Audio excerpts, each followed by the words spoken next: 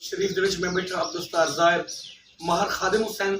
ਜਿਹੜੇ ਜੋ मीडिया नाल अपने वसीब नाल अपनी धरती नाल मोहब्बत करने इन्हें दी नज़र है कलाम जो मेरे वास्ते छोवे चंद लहावा हा मार साहब लफ्ज़ में देखो मेरे वास्ते छोवे चंद लहावा हा यार किते ता चंदन हार बनावा हा रंगली से सजाते अपने हथे नाल हुण सावल को अपने नाल मिलावा हा कंडे चुन चुन दग तेरे तू शाम फजर फुल रस्ते ते मैं ता यार विछावा हा सैर करावा ते को हा मैं रोही दी तो बेते को सारे यार फिरावा हा देर करे हा जेकर सही ता आवन दी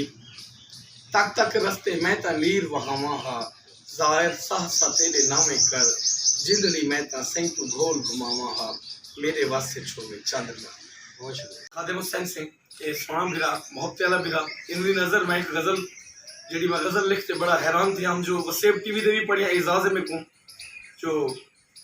आज कोई एझा रंग देखूं हा मार साहब सही सरकार इमरान भाई फारूक भाई जो आज कोई एझा रंग देखूं हा ते को अपने संग देखूं हा आज कोई एझा रंग देखूं हा ते को अपने संग देखूं हा जो कुछ मंग दो मिल दे रब तू ते को रब तो मंग देखूं हा आते लाल दी नगरी दे विच नौबत मीर मलंग देखूं हा किवें कहीं को कैद करें दी तेरे वखरे ढंग देखूं हा हथें दे विच गुंदरियां छले बाहीं दे विच वंग देखूं हा देख गिदाहे तख्त हजारा हीर सियाल दा झंग देखूं हा असां भी अज सह को ज़ाहिर आस दी सूली टंग देखूं हा आज कोई एछा रंग देखूं